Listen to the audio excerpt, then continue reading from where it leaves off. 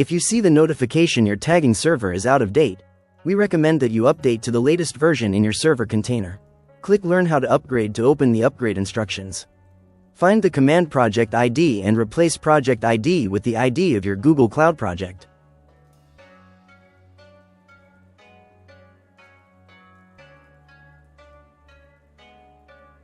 Then, click the button to open your Google Cloud project and open the Shell terminal.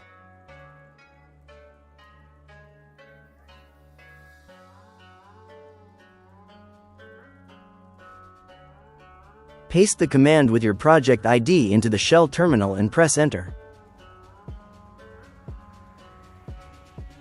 Next, copy the second bash command from the instructions to update the server and press Enter. Continue by pressing Enter or typing Y for each step in the Shell terminal. Wait for the update to complete.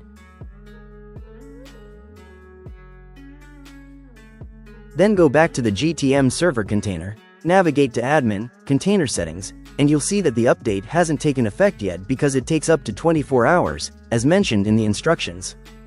After 24 hours later, return to this section to check the version, and you should see a green checkmark with the message your tagging server is up to date, indicating that your GTM server container has been successfully updated to the latest version.